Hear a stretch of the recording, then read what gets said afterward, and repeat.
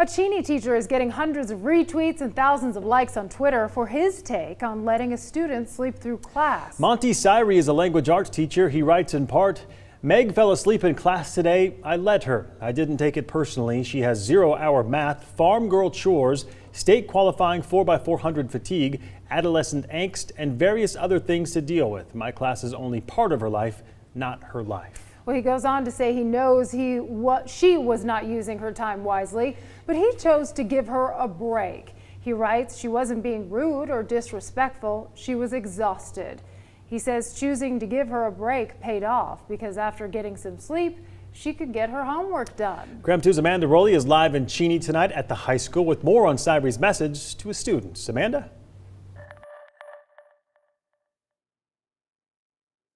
Now, the question I'm sure many of you are asking is, why did Monty Syrie allow his student to sleep in class? Well, I asked him that, and he gave me a few reasons, but the first being because he can, and the second being because he wanted to show compassion.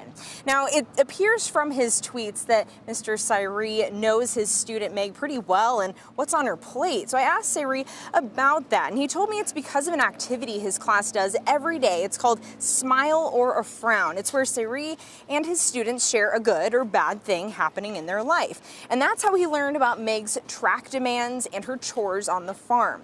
And while his tweets have gone viral, Syrie says his goal for this type of situation is to make it the norm.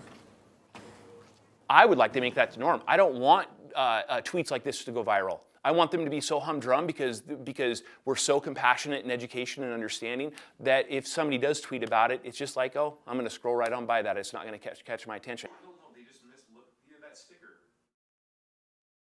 Syrie says he tweeted about the situation, hoping people could see that sometimes you have to make decisions based on your instincts and knowing what's best for your student. Now, Syrie told me this incident is not an invitation to have his students come into class expecting to sleep, but he says if they ever need anything, just to ask.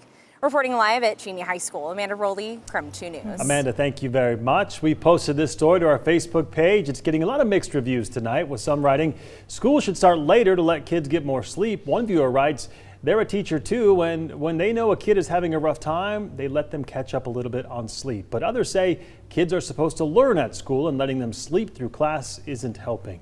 So regardless of your stance on this particular case, half a dozen people commented on our post saying they had Syrie as a teacher and he made a lasting positive impact on their life. Yeah, you know, it sounds like take it case by case, and this is where he used his expertise to say let her sleep. So yeah, and well done. I vote yes. For sure.